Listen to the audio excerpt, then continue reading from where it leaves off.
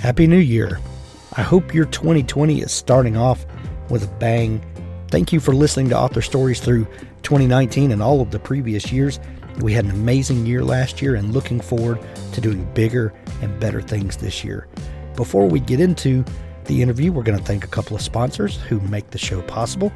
Please give them a shout out and look them up on Amazon and make sure that you tell them that you appreciate their sponsorship of Author Stories. At the end of the show, we're going to have an audiobook excerpt from Richard Fox's The Ember War. This audio clip is narrated by the one and only Luke Daniels. You're going to love this series. I love it so much. And Richard has been a great supporter and sponsor of the show, and we're going to show him some love. Listen to the audiobook excerpt. You're going to love it, and be sure to go to audible.com to purchase it. If you're not an Audible subscriber, you can get a free book just by signing up for a free trial at audibletrial.com/Hank. You get a 30-day free trial. You get the free book. If you decide to cancel your Audible subscription, you get to keep the free book, and it doesn't cost you a single penny.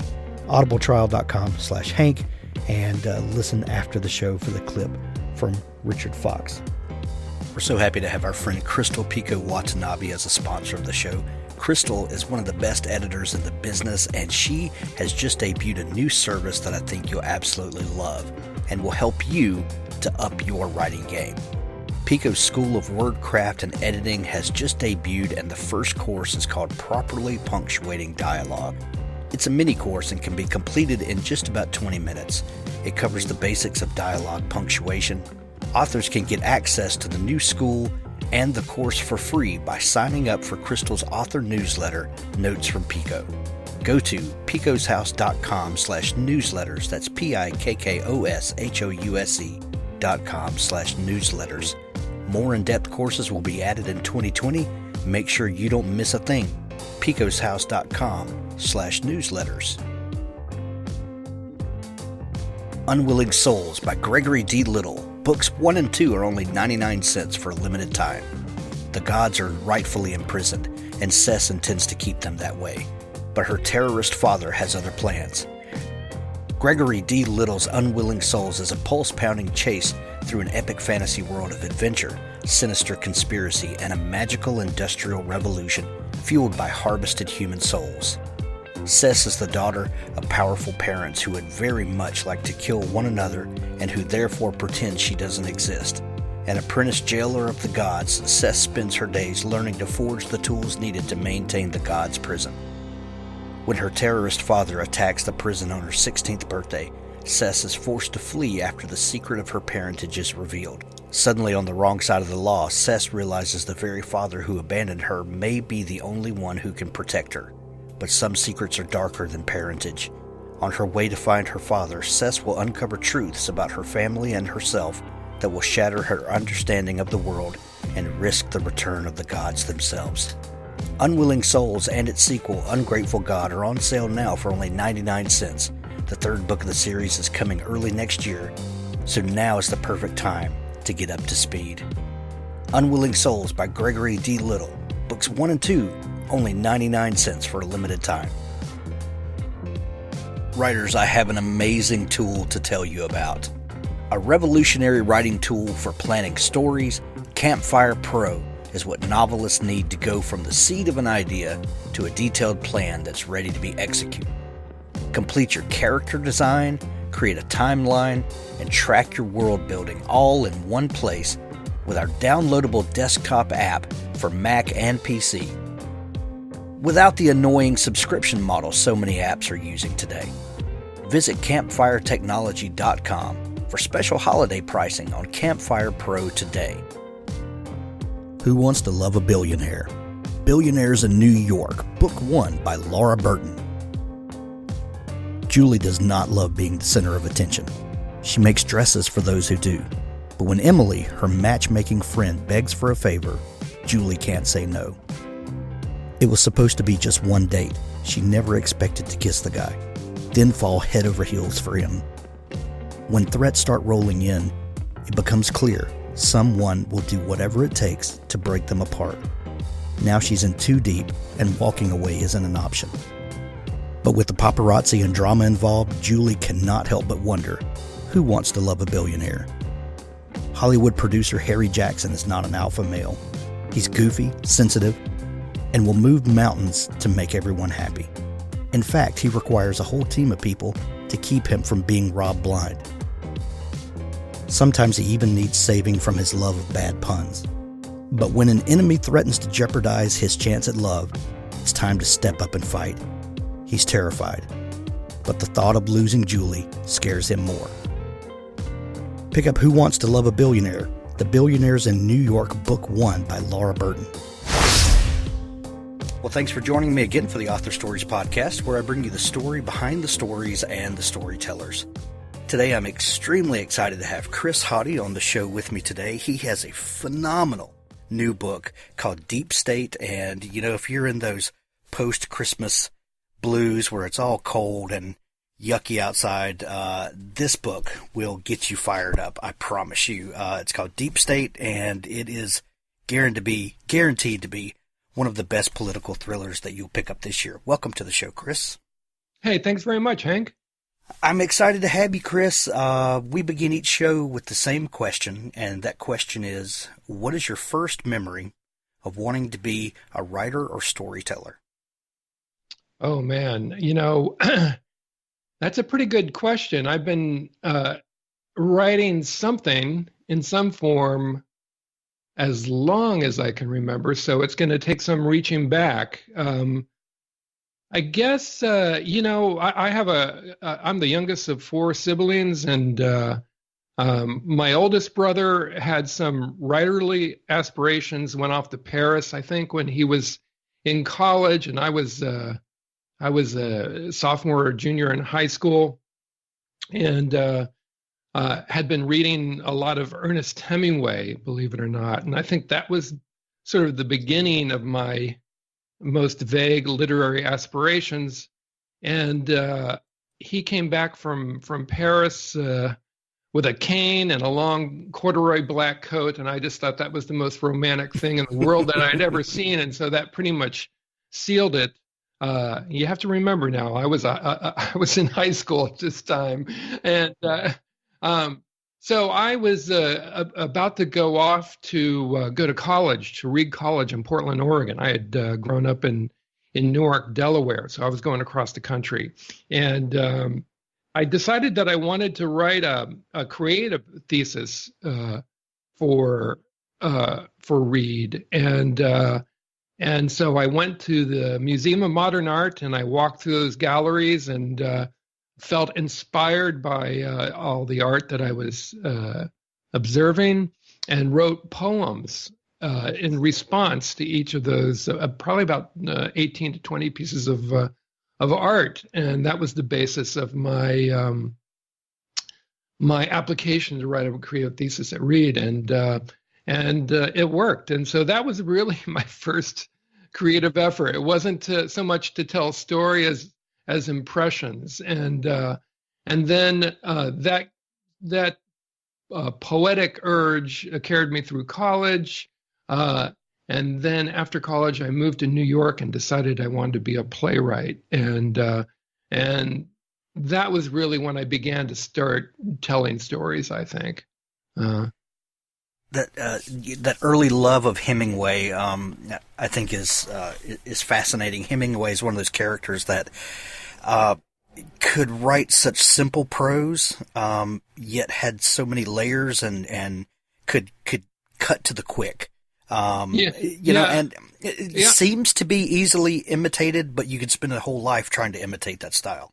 Yeah, I don't think I ever entered any Hemingway imitation contest, but I love them. But now that I even talk about it, I think that probably showed at least some affinity for some simplicity in prose that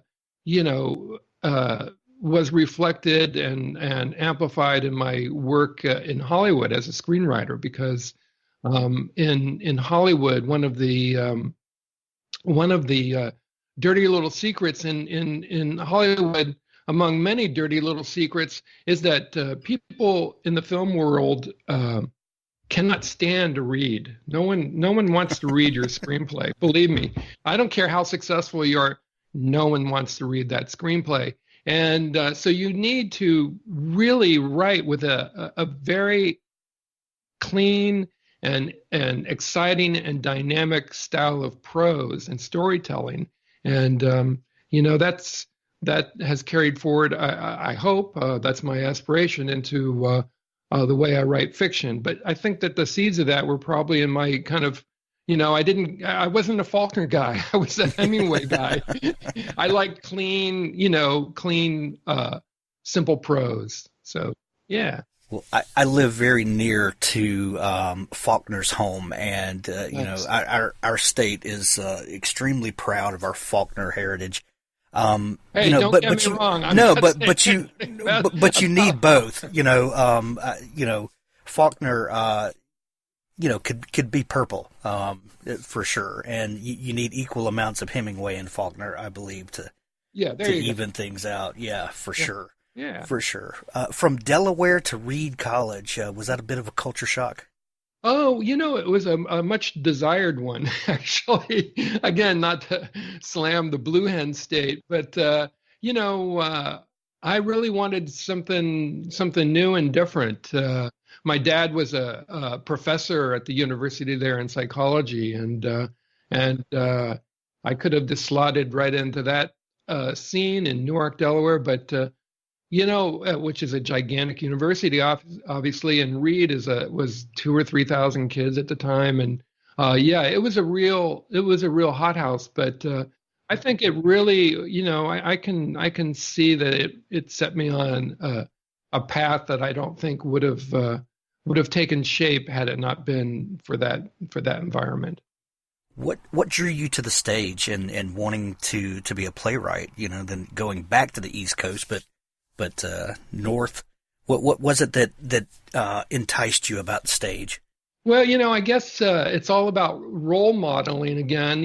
Like I said, my earliest kind of goofy juvenile literary aspirations were founded on my oldest brother's example.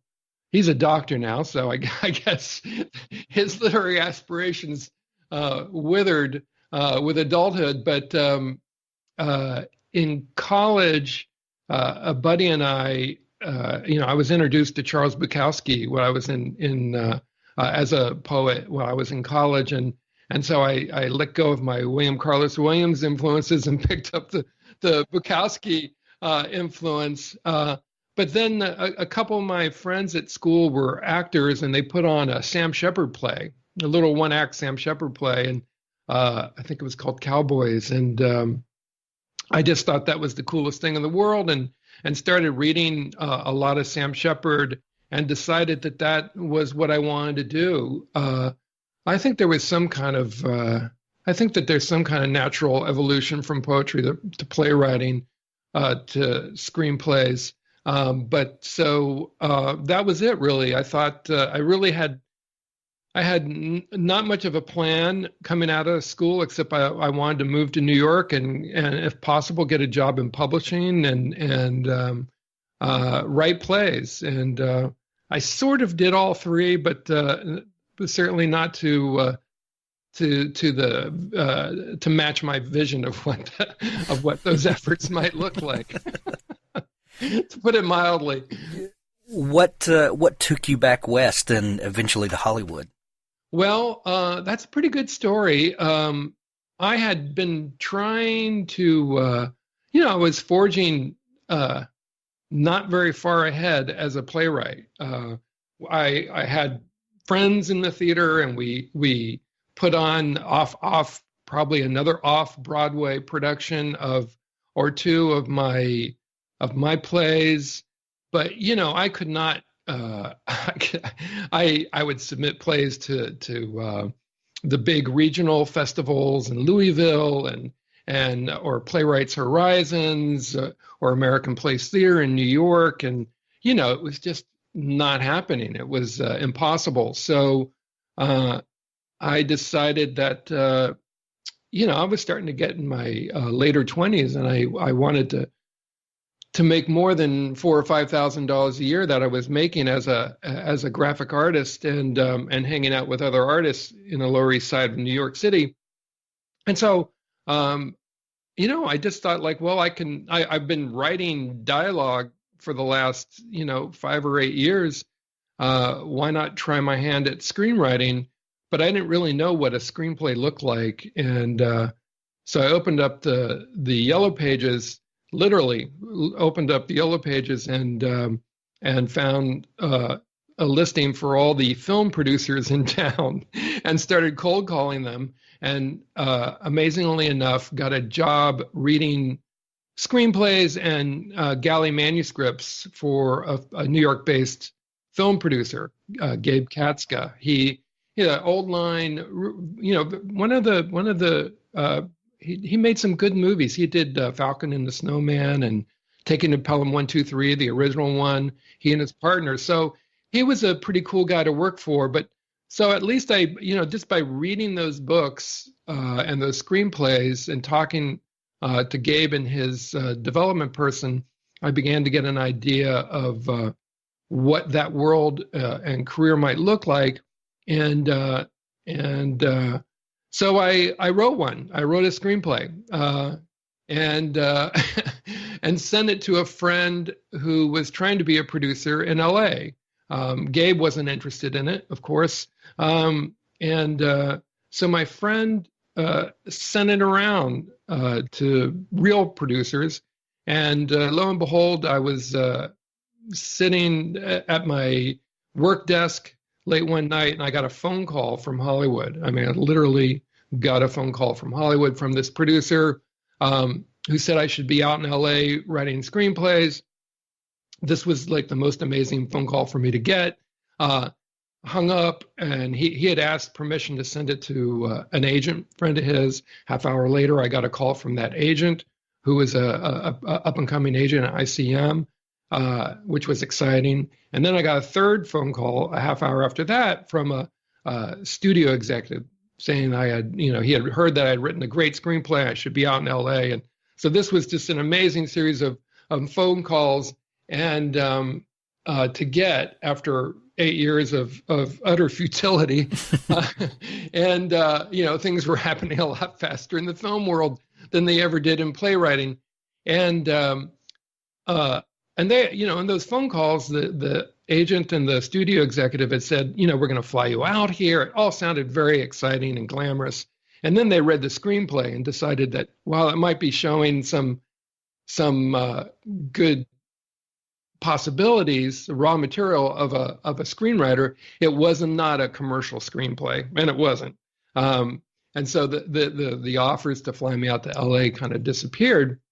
I decided to fly out on my own. When the iron is at least glowing a little hot. Oh yeah. There was some aspect of my personality and character that said, get the hell out there. And so I flew out, and the agent, God bless him, set me up with a number of meetings, and I ended up getting hired to write a screenplay for Paramount Pictures out of that trip. And so I loaded up the U-Haul truck with my meager belongings, drove out west, and spent the next 35 years with some ups and downs writing screenplays out here. Wow.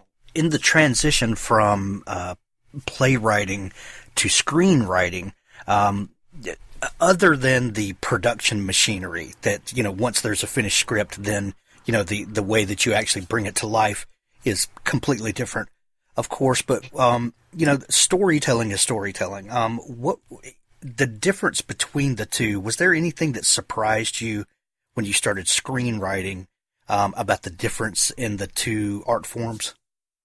I think that there is... I think this whole story, this journey that you're drawing out of me, it is, it's a process of developing skills. And I think that all those skills, and I'll go all the way back to those goofy little poems I wrote in the Museum of Modern Art when I was 19 years old. I mean, I think they're all kind of accumulating and adding up to a facility for telling stories, creating characters, writing dialogue. I think that there's much more. There's greater similarity between the playwriting, obviously, and screenplays. Screenplays are limited by what should be limited, and I think some amateur or would-be screenwriters oftentimes make the mistake of not following this very simple rule. But screenplays should only be what the camera sees and what the microphone hears, and that can be pretty limiting. On the stage, obviously, it really is just limited to what what your set designer can achieve on the set, and what your actors should say, and a little bit of what they're feeling, perhaps. I think in this transition to writing fiction, writing fiction is great because there are no limitations. The novelist, and this is something that I only realized in the last. I mean, I started Deep State in May of 2018, and I had never tried to write, apart from some short fiction when I was in senior in high school. And God knows you don't want to see that stuff. But the fiction writer is literally God. I mean, you can do anything. There's no limitation. You're not limited by budget or 120 pages, which screenplays today, when I entered the business, were supposed to be 120 pages. Now they should really only be about 105 pages. So you're really telling story by haiku in the film world. I know this was your question was about the differences and similarities between screenplays and stage plays, but hopefully that answers your question. Yeah. Well, and I know a lot of frustrated actors and screenwriters who turn to writing fiction for those very reasons, because you literally, the writer is God. There's no budget limitations. There's no conflicts with a director or a producer. The story you want to tell comes out exactly the way you wanted to tell it. And also in that's sort of the external freedom, and then there's just the internal mechanics of being able to get inside the character's head, and I think you may have noticed some narrative gimmicks that I deployed in Deep State that you can't really do, certainly not in studio films, maybe an independent movie. So some of the flash forwards and things like that. Exactly. Yeah. Right. So, the image that I have stuck in my head in thinking about writing this book and writing fiction for the first time is when you let a young colt out into pasture, and they've been in the barn for all their lives, and they're out there and they're kicking up their back legs because they're just so happy to be out in the open. So I had a tremendous amount of fun with this book. Not knowing really what I was doing, except just kind of like making use of all these, tendencies. To call them skills sounds a little presumptuous, I'd say, but just to feel like, oh, I've developed all these chops, and now I can just do whatever the hell I want to do. It was great. I had a lot of fun. So you say May 2018, you started working on Deep State. Had this been an idea that had been percolating around in your head, or was this a fresh new idea in May? What was the kind of the genesis that got you wanting to tell this story? I had written a spec script set in the White House as a political thriller called Inauguration Day, and the basis of that one was that the hero was a Secret Service agent somewhat disgraced, and the new president, or the newly elected president, before he actually, oh no, wait a minute, right? So he's newly elected. He's been inaugurated. He's been inaugurated. He goes back into the Oval Office, and there's that tradition of the prior president leaving a note in the desk of the Resolute desk, Sure. wishing your Predecessor. predecessor. No. Yeah, the opposite of predecessor. Yep, Your yep. successor. Successor. We're wishing your successor good luck. And Nothing more fun than watching two writers search for a word. Exactly. And then it essentially says trust no one. They're out to get you. And so the new president is shocked. He doesn't know what to do. He decides to try. He should talk to the president. If he can't trust anyone, he should just then talk to the man who wrote that note. But before he can, the plane, Air Force One, carrying the departed president to his home in Hawaii or Washington State, whatever I had done, crashes. And so we're thrust into this mystery. The only person who can help him is a Secret Service agent.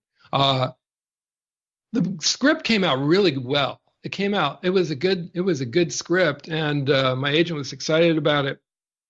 And this happened at least twice in my career, right when we were about to go out with it. And this is back in the day. This is about 8 years ago, when spec scripts were still being sold, and they were still making movies about human beings. The subtle dig at Hollywood. The White House Down, or there were two of them actually came out at the same time. They were both announced in pre-production. They got into a big tussle with each other. White House is Down and Something Has Fallen. I can't remember what the other one is called, but that took my project, the viability of that project, right out the window. Couldn't sell it. Man. So, but I had those bones, and I had that desire to write something like it. And in the subsequent years, I started to write more and more female protagonists, because that just seemed like a really good place to go. There weren't as many action scripts with female leads, and I always think in terms of a strategy of go where the others ain't. And right.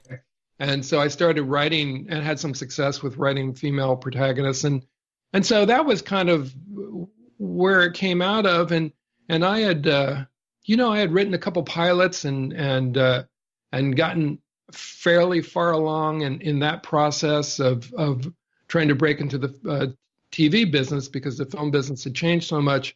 But was just, again, it felt like my old days in New York. It was just like a long and oftentimes futile slog to really make something happen. I was still writing some movies on the side for Sony, some direct-to-DVD stuff, but just kind of dissatisfied and with the film and TV business. And so, come spring of 2018, my agent wanted me to write another pilot, and which is an enormous amount of work. And I had lunch with a buddy of mine, another screenwriter who's in this kind of similar situation. He's had had good long career, but getting harder and harder to get things done. And he was writing a novel, and I just thought, like, why the hell not? And so I took that old screenplay and thought about that, and over the course of several weeks, developed an outline for Deep State.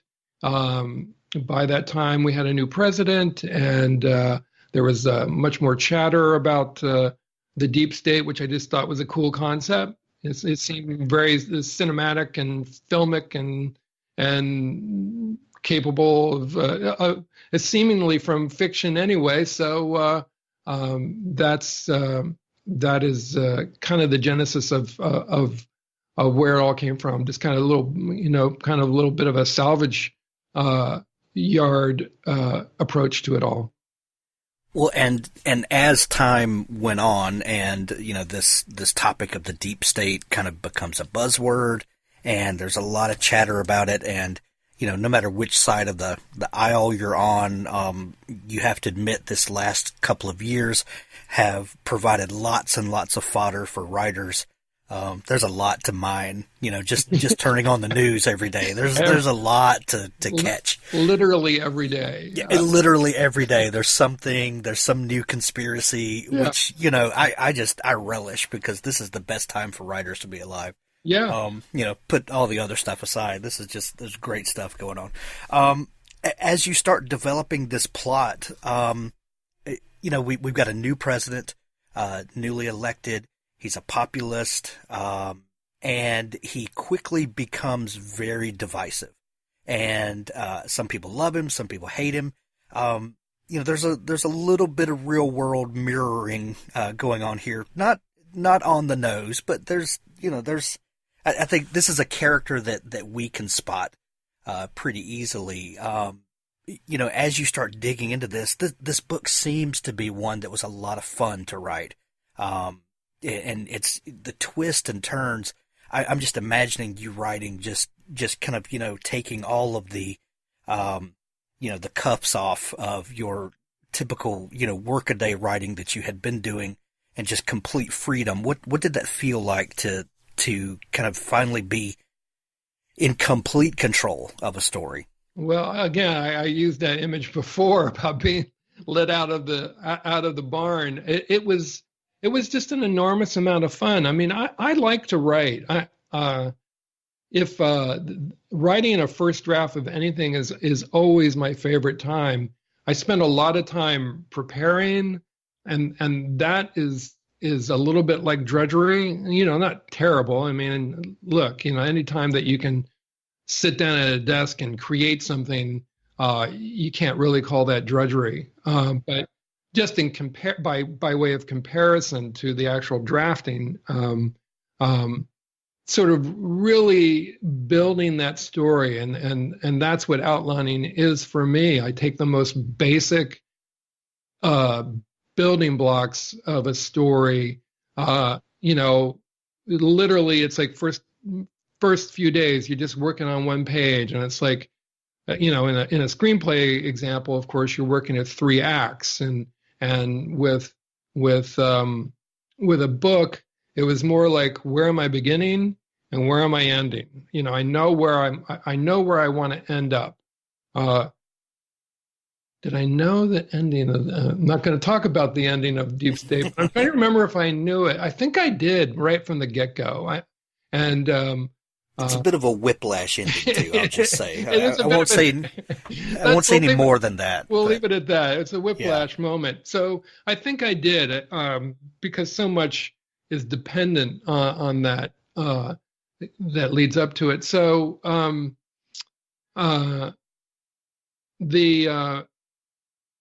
it didn't require a ton of prior research. I mean, like I had done some work in that arena with the old screenplay. So it was really just kind of taking the time to get that plot right, think about the characters. But once I have that and I feel pretty solid about it, sitting down every day and writing it was a real joy. Like I said, I really didn't know what I was doing. So I remember the first couple days, literally the first day, I was like, okay, here goes. I mean, words going from margin to margin. This was like after I'd been writing screenplays, and only screenplays. I never wrote another poem again. I never tried to write another play again. I never wrote any short fiction. For 35 years, I've been writing, with a program for a final draft for writing screenplays, which what a script looks like. So many fewer words. So it was like, oh boy, here I go. I'm going to have to the last thing you want in a screenplay is a block of text on a page. And here I was starting to write one, And, after 30 or 40 minutes, Hank, I remember just thinking like, man, this is fun. And I just kept going. And at the end of one day, the first day of writing it, I had probably 6 or 7 or 8 pages of prose and, well over 2,000, 3,000 words.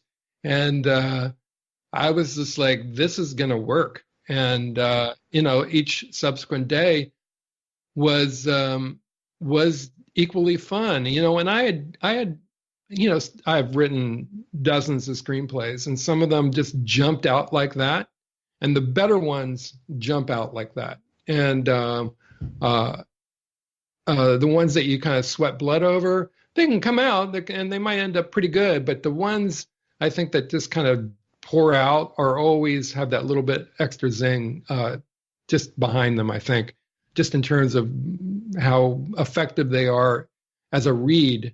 And so I don't I only learned this phrase in the last year and a half. I don't have any beta readers. I had never heard that expression before. I never really used what you would call beta readers in my screenwriting days. I've had the same agent for 35 years, not the fellow who called me when I was in New York. He disappeared with the first downturn in my career. But then I wrote another script and got a new agent, and I've been with him for 3 decades, over 3 decades since. And he reads all my stuff. And he's just a great guy, Jordan Bear. And so, he's been with me that long. And he's like literally like, in the way that your mother thought that your, watercolors were Picasso's. Right. That's the kind of support I have from Jordan. And but that's not to say that he's, as blind as a mother might be to their child's work. I've given him some stuff that he just didn't quite get and didn't like, but I gave him the manuscript for Deep State, which I probably read through once after I finished the actual first draft. I kind of read through it on the computer and fixed things up a bit and gave it to him, and he absolutely loved it. He said it was one of his favorite things. I mean, he just jumped out of his shoes over it, literally. And it was one of his favorite reads out of, I'm telling you, dozens of screenplays. And so I thought, well, I mean, maybe I have something. But he doesn't have a lot of experience. He has no experience in publishing. But he's dealt with some book agents in New York in his capacity as a film agent, and he knew a couple. And I won't go through the whole process of what we went through, but it wasn't terribly elongated in terms of time. We approached probably, I think, a total of 4 agents read the manuscript, and Ann Rittenberg, my current agent, literary agent, read it and sold it to Simon Schuster within 10 days. The first submission that we made, it was an exclusive submission to Emily Bestler at Atria, and they bought it, and it's off to the races. Yeah, and in the pre-publicity arc that I have, Emily Bestler has a note in the front of it where she said that she read it in one sitting and gave it to her team, and everyone came in the next day. We've got to get this book, and yeah, I think everyone that's read it so far has had the same reaction. The dialogue in the book reads like you've been writing dialogue for 3 decades. There you go. But I mean that I don't think that's any surprise from someone who comes from screenwriting that the dialogue is going to really pop off the page and and be really excellent. But your descriptions in the book are excellent also, and you really drop us into the scene and keep the scenes tight and tense. by giving us enough information to make us feel like we're there with the characters, without just dragging the story down with, everyone's shirt patterns, and all of those sort of things. Right. As you started getting into the prose writing, was that switch a difficult switch for you? Did you relish the opportunity to get into that side of writing that you hadn't been? Kind of as a screenwriter, how did you approach the fleshing out things that you don't normally do? Well, that's a good question. I think initially I sort of had to tiptoe into giving myself permission to embellish a bit. Like I said, you don't have a lot of time. You have precious little real estate in a screenplay. I mean, it's 105 pages. That's nothing. So, it was a bit of just kind of feeling it out. I guess I've been thinking about this lately. I think at the end of the day, I'm trying to write a book that I think I would like to read. And I really like. I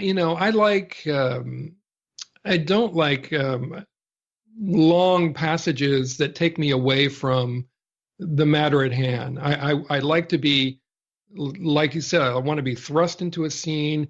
I want it to end a little bit before maybe I'm expecting it as a reader to end, and I want to jump in when the action's happening.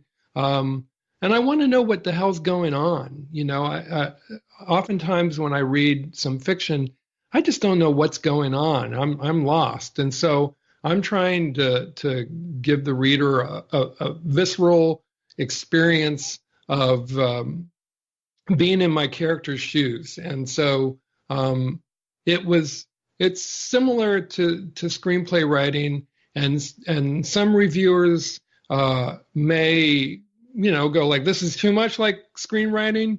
I'm just doing what I think is the stuff that I would respond to as a reader. And hope for the best. But it's more free reign, but always keeping in mind that I want you to be compelled to read this stuff. I'm not trying to dazzle you with the artistry of my prose or do things just for the sake that no one else has done it before or described it before or anything. I really just want to deliver that visceral experience, and hopefully I do. We mentioned earlier in our conversation some of the I think you said gimmicks. I wouldn't call it a gimmick, but some of the devices that you used. The book is told in third-person present tense, which immediately kind of ratchets up the tension, and because we're seeing the story unfold as it goes, and the characters are responding and reacting in real time. Was that? Well, first off, was that something that was intentional from the get-go? Did you know that was kind of the tension level that you wanted to keep? And what was the thought process of telling it present tense in third person? Well, that's a simple one. I mean, it's the form and tense that you would find in a screenplay, and so I was comfortable with it. It's the way I've been writing for so long. Again, I like to try and, it's so hard to get noticed. There's a lot of books. It's like there's a lot of screenplays, there's a lot of TV shows, there's a lot of content out there in the world. And so you want to, as a artist, as a writer, you want to be noticed, and it's hard to get noticed. And so it didn't seem like many people do that. I know some writers who will do part of a book in that tense and then revert to past tense in other places, or change up perspectives, POVs like that. But I was comfortable with it. It didn't seem like a lot of people were doing it, and I don't know why. Because for the third reason, I think it does create that tension and urgency and suspense, and it's the thriller genre. So why not? So I'm kind of surprised that it's a bit of an outlier, honestly. But again, I wasn't like, I hadn't studied the genre or the format for years. I didn't take a single class or whatever. I was just going by what my gut told me and what I knew. Yeah, go ahead. Are you happy that you didn't study the genre and kind of take the lay of the land ahead of time? Happy. And with beta readers too, people are divided on beta readers. Some people have dozens of them, and then my idea is that if you do that too much, you wind up with a book written by committee, and nobody wants to read that. But yeah, I love the fact that you kind of came in. Unencumbered by what's out there, and the book shows because it's really fresh and new, and I love it. Yeah, thanks. I appreciate that. I mean, it's very. I feel very fortunate. It's just a real kind of look. You sit under a tree and an apple falls on your head and you invent gravity. It's just like, right. not to equate myself with Sir Isaac Newton, but I'm just saying it's a happy accident. And I'm very, very, very, I feel very fortunate to get this chance because, like I said, it's just getting so hard in the film biz. I just went to a screening last night of 1917. I was just blown away by it. I absolutely loved it. But these are the end of the year, Oscar bait movies. These are the ones that are being made by the guys who are at the very, very tippy top of the game. And it's just so hard to kind of fight your way into that arena. And I like to think that with Deep State that, just by sitting down and like having some thoughts and ideas and inclinations and working at the craft for 35 years, I could produce something that, I think I just feel extremely fortunate. I know how fortunate I am to be operating at the level of this game that I am so quickly. It is quick. But again, I think out of our chat, you can see that it's not exactly an overnight sensation. It goes all the way back to when I'm hunched over my graphic arts table in New York City, and I get a call. I mean, that was 1987. So it's a fun life. Yeah, dues have been paid. Dues have been paid. Right. I know a lot of 35-year overnight successes, and that's exactly. You just have to laugh and take it in stride. Yeah. The other device that we mentioned are these flash forwards that I don't know anyone else that's doing storytelling like this, and it's not all over the place, but you kind of tastefully drop in some of these. Lots of thrillers will fill in character by giving us glimpses of their past. Mm-hmm. You choose to give us some glimpses of some people's future in the midst of the storytelling.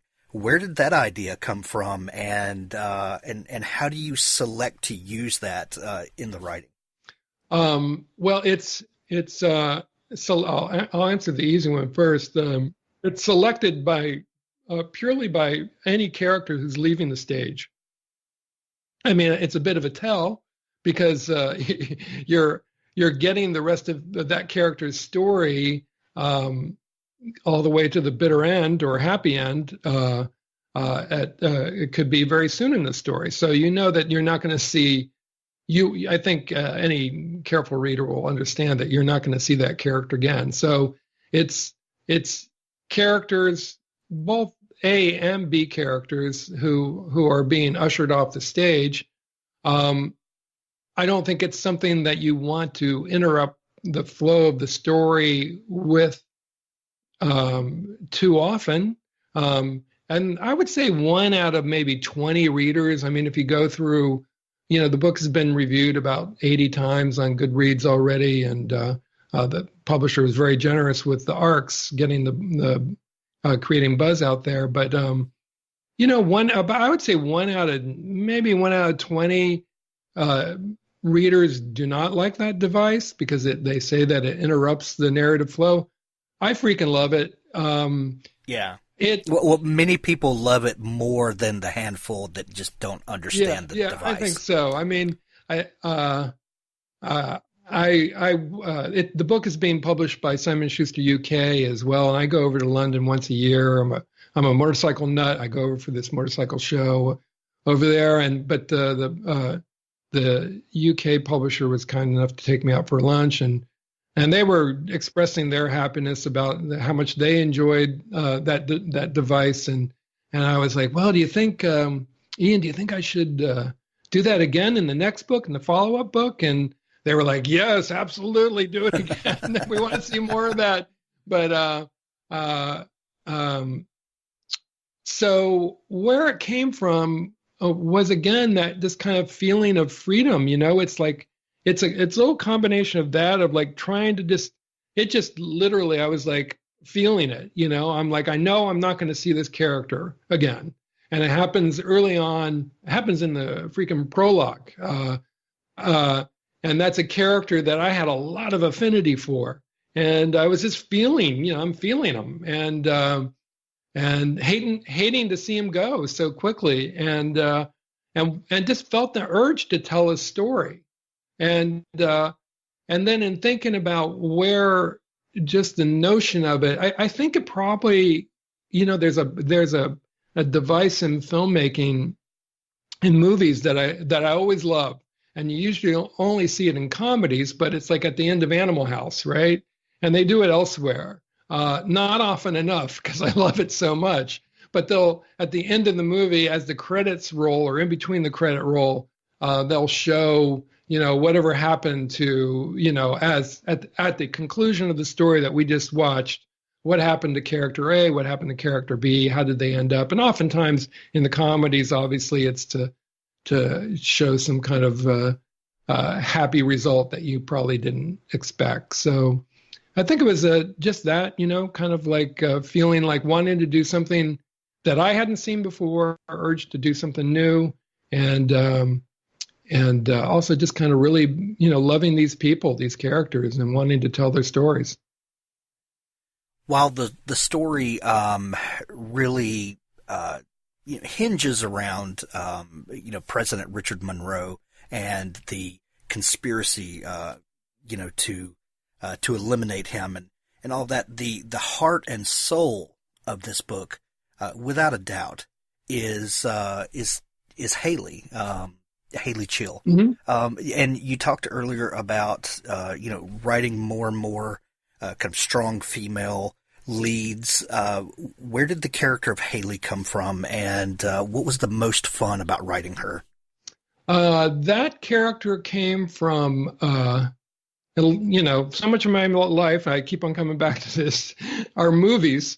And there's a movie that I saw a number of years ago that I just loved, and I loved the central character. The movie's called Winter's Bone, and starring a very young breakout role for Jennifer Lawrence, and her character's name is Lee Dolly, and she's just this tough kid, 17-year-old kid, growing up in the Appalachians and West Virginia, and she needs to do whatever she can to save the family home. There's no dad, her mom's sick, and 2 young kids, and series of events and story devices. She's going to lose the family homestead unless she just does some remarkable things, and she's tough as nails. And at a certain point in that story, it's revealed that she's considering joining the army because she's not wanting to pop out babies. She's not wanting to do any drugs like so many of her peers, both young and old. And we never learn whether or not she joins the army, but I think that was the beginning of it. Just thinking about her character, what that character was like as a 17-year-old. What would have happened if she had joined the army? Where would she go? What would be the next chapter in her life? And that was the beginning of it. And what was the second part of your question, Hank? And what was the most fun about writing Haley? Well, like I said, I've been writing these kinds of female characters for a while. I just loved her attitude and her, not literally, but her ability to kick ass. I mean, just like to be someone with clear ideas. I love characters who have a clarity of operating instructions, very, whether for good or evil, they know what they believe in and they act on it. And I find those kinds of dynamic characters to be fun to write and fun to watch and read about. Well, the book is Deep State. For a debut novel, Chris, this book is amazing. I think people are really going to love it. It's been out for sale for a couple of days now. And, from the early Goodreads response, Goodreads where books go to be crucified, lots and lots of people are loving this book. Do you have a follow-up planned for this? Well, yeah, I sure do. I mean, the deal that Simon & Schuster and Emily Bestler Books was kind enough to make was for a 2-book deal with, so, even before Emily had finished reading Deep State as a manuscript before she had bought it, she said, what's the follow-up? What happens next? And I was, I got that email and I was like, well, the hell if I know. And I thought about it for a couple hours and got on the internet and saw, kind of like what are some big threats out there? What are some big stories? What seems to be developing, at least initially, for this character in this series, is a kind of a more of a domestic story. Do you know what I mean? I mean, a lot of the thrillers, they take place overseas.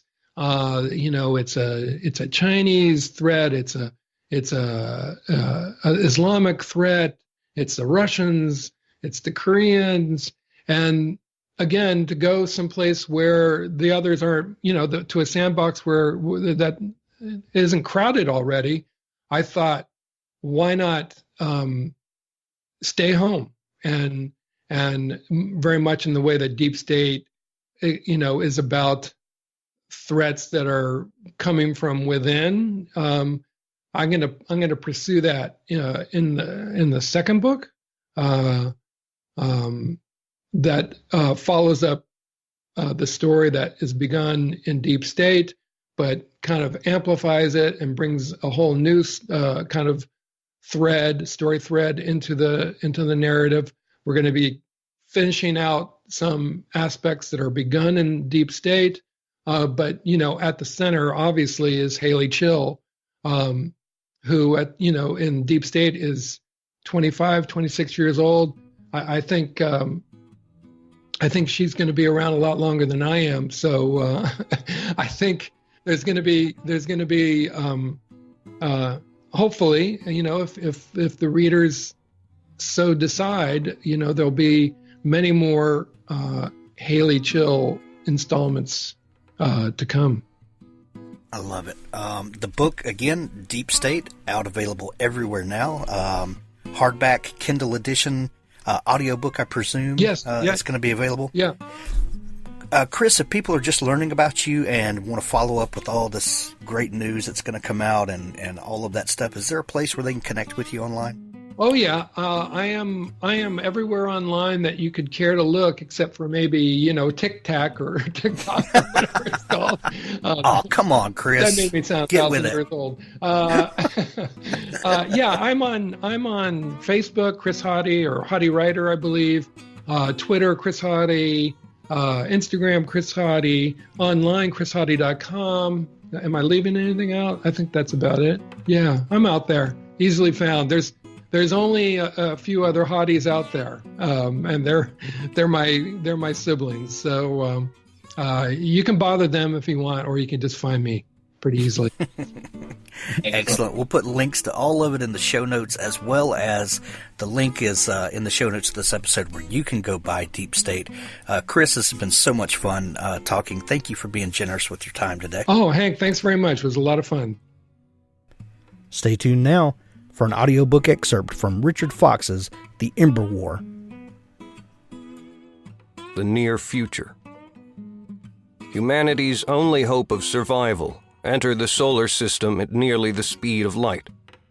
The probe slowed as the sun's heliosphere disrupted the graviton wave it rode in on from the abyss of deep space. Awakened by the sudden deceleration, the probe absorbed the electromagnetic spectrum utilized by its target species and assessed the technological sophistication of the sole sentient species on Earth. The probe adjusted its course to take it into the system's primary. If the humans couldn't survive, with its help, what was to come, then the probe would annihilate itself. There would be no trace of it for the enemy, and no chance of humanity's existence beyond the time it had until the enemy arrived. The probe analyzed filed patents, military expenditures, birth rates, mathematical advancement, and space exploration. The first assessment fell within the margin of error of survival and extinction for humanity. The probe's programming allowed for limited, autonomous decision-making, choice being a rare luxury for the probe's class of artificial intelligence. The probe found itself in a position to choose between ending its mission in the sun's fire and a mathematically improbable defense of humanity, and the potential compromise of its much larger mission.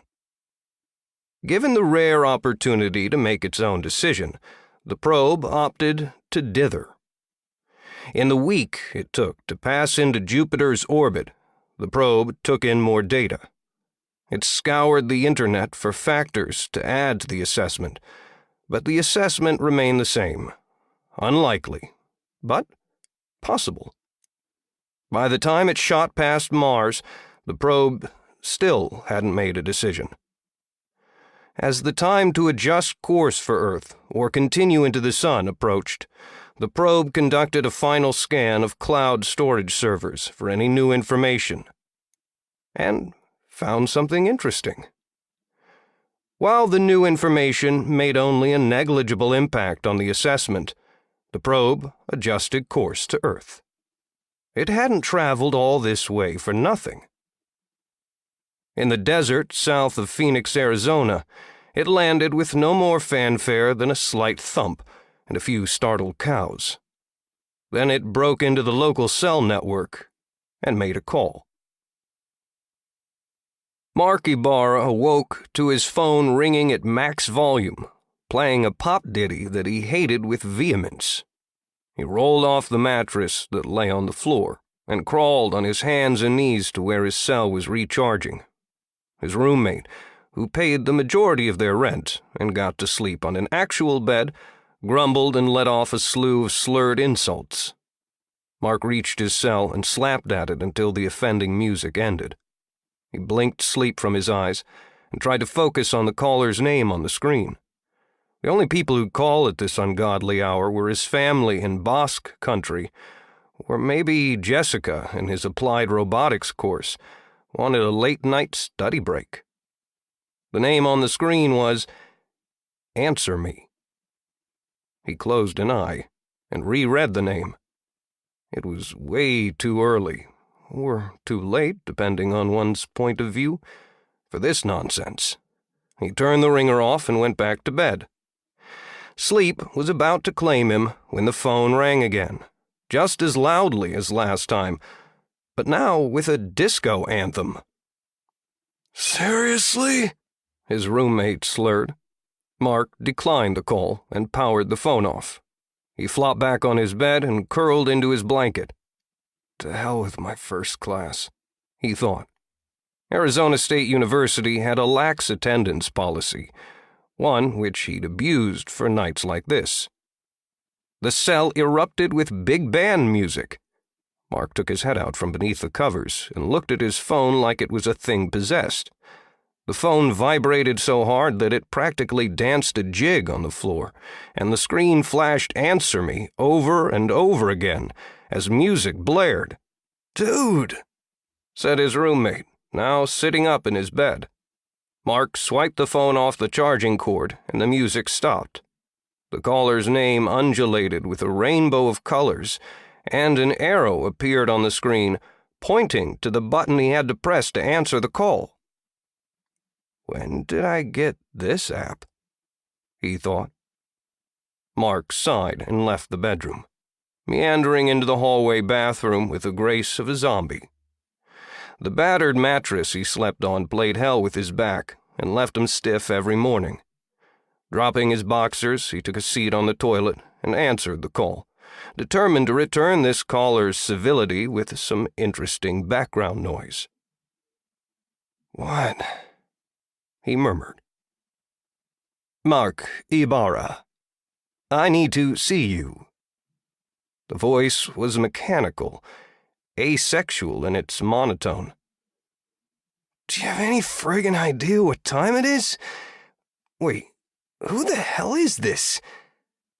"You must come to me immediately. We must discuss the mathematical proof you have stored in document title This Can't Be Right, Doc.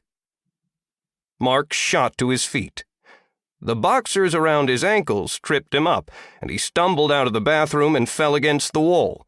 His elbow punched a hole in the drywall, and the cell clattered to the floor. He scooped the phone back up and struggled to breathe as a sudden asthma attack came over him. How? He couldn't finish his question until he found his inhaler in the kitchen, mere steps away in the tiny apartment. He took a deep breath from the inhaler and felt the tightness leave his lungs. That someone knew of his proof was impossible.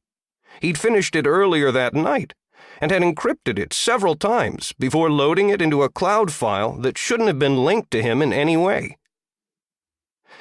"How do you know about that?" he asked. "You must come to me immediately. There is little time. Look at your screen," the robotic voice said. His screen changed to a map program, displaying a pin in an open field just off the highway, connecting Phoenix to the suburb of Maricopa. "Come. Now." Mark grabbed his keys.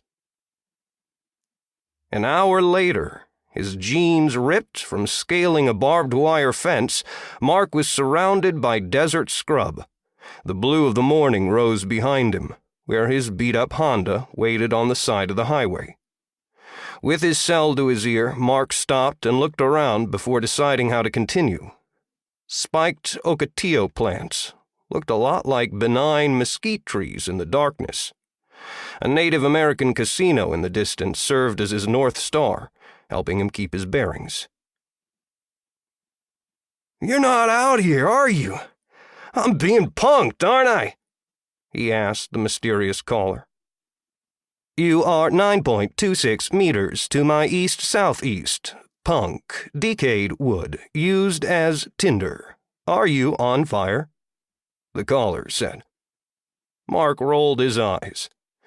This wasn't the first time the caller had used the non-standard meanings of words during what passed as conversation between the two.